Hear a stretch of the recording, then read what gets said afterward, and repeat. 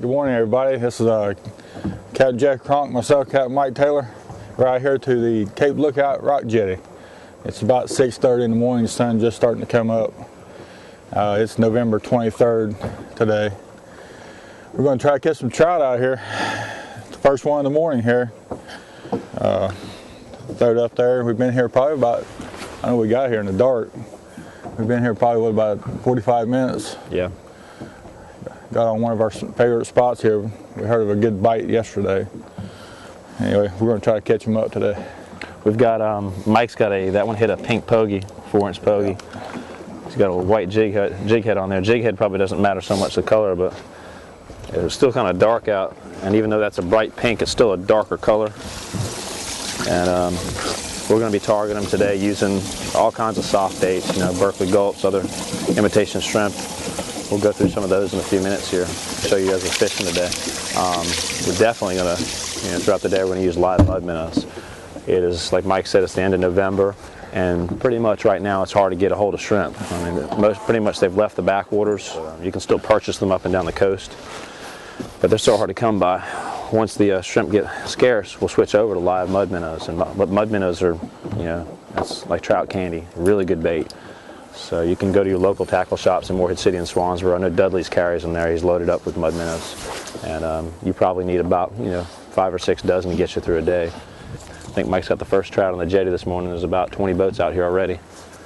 And it'll range from a few dozen boats to 100 boats out here. The earlier the better. Move around trying to find your spot where there's a few fish biting. There's a lot of bait. And like I say, we had a good report of some trout here the past couple of days. We're marking 53-degree water temperature, which is real good. Anywhere from that 50 to 60-degree water temperature range. And them trout, they'll bite pretty good. We just got a freeze too. It's about 32 degrees this morning. A little chilly, not too bad though. It's been anywhere from the mid-20s at night, just to 30 degrees. So those cold snaps drop the internal waters down really quick. The ICW is down around 45 degrees or so. That quick cold snap will shove those trout right outside those inlets, and they'll ball up on any kind of structure around the inlets, the jetties here, shelly bottoms along the beach and whatnot. So see if we can get on a good sized fish today. I know. Mike's got one on as I'm talking, so I got to get fishing. It's a small one.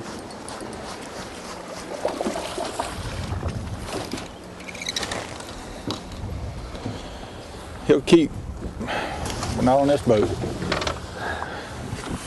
Berkeley power bait, natural, 4-inch shrimp.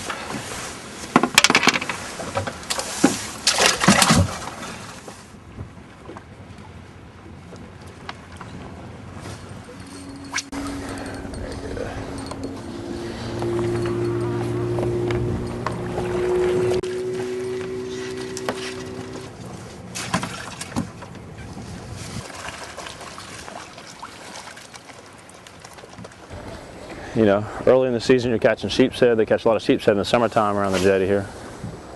And flounders, some nice big flounders that lay around the jetty in the summertime. But pretty much the jetties really hit hard, from the fall and winter months. Catch primarily speckled trout, lots of gray trout. Last week, 2 weeks ago, they were limiting out on 2 and 3 pound gray trout in here. A lot of them. And you'll catch other stuff in here as well. You'll catch tautogs and black drum.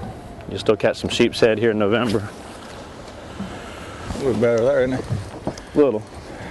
Pound and a half.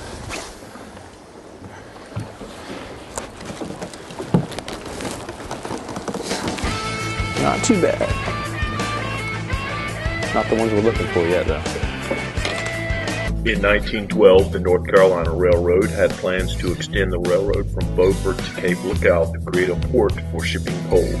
The rock jetty was planned to give additional length to the Cape's western point and protection from the bite.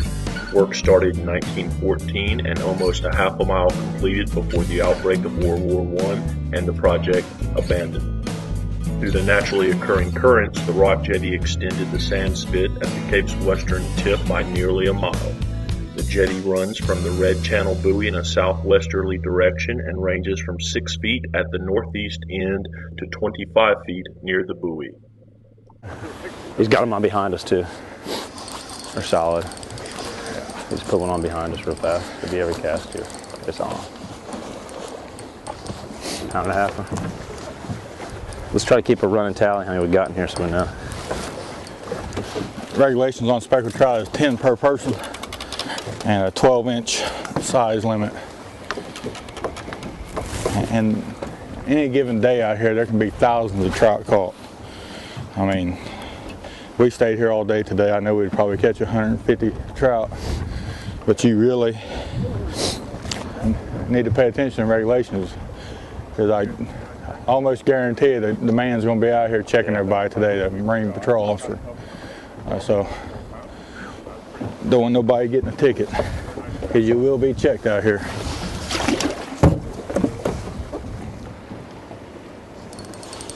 See him Way pick out that here. up. I seen it. It was way out here too. Hit that thing 3 times, find the third strike. Doubled up. Sweet. A little better fish you got there, isn't it? Yeah. Same. About 2.5 pounder. These fish grow unbelievably fast. There was a friend of ours caught one tagged. He was tagged up in Virginia in Chesapeake, 12 inches in March. And when he caught him here, he was 3 pounds, 18 inches. So these fish really grow, especially these ocean fish. That's 9 in the box. Hits the bottom, she's on. That power bait shrimp killing them. Destroying that power bait. Right now it doesn't look like we need those live baits, so. You guys can see, we hadn't had a fish yet. We caught probably 15 already, hadn't lost a fish That's a yet. nice one there. That's 3 pounder there. Yeah, about 2 3/4 to 3. There's 13 in there. If it reaches the bottom, you don't get your strike after about 3 or 4 pops. It doesn't seem like he wants it. Oh, it's a small one. It's got that light rod. There he is. There's 13 in the box. Probably have to put the mud nose up front, put the fish in the back there. Inhaling it. Every one of them swallowing it. Yeah, I seen him eat them up top, dude. Your bait wasn't down all the way because I saw the flash when the fish struck at it. Yeah. That water's real clear today. You can see down. I know you can see bottom 7 foot down. Oh, you can see it right there. You see our anchor. Yeah, we're in about 13, 12, 13 here, and you can see bottom now.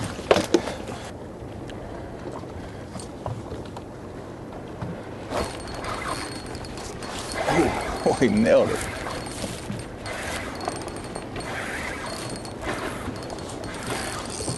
He picked it up way out here. Yeah, so I just noticed. Decent fish here. Yeah, he is.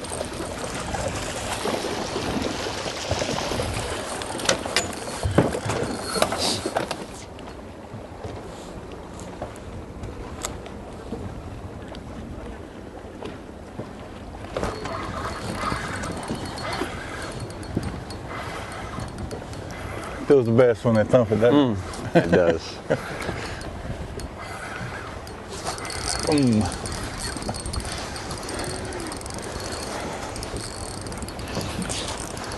Throw him back. That one's just a pound right there. Let him go. I think the size of the fish we're catching today, I think we'll have no problem taking home a limit of at least 1.5 pounds to 2 pounders plus.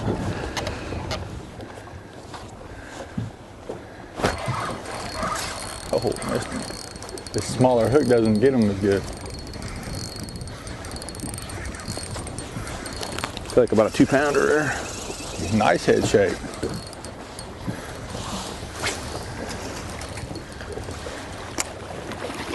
Better than 2. 2.5. He was on that rock there, the biggest peak, right the other way. 17. You gotta let the rock jelly when it's on fire. Every single cast.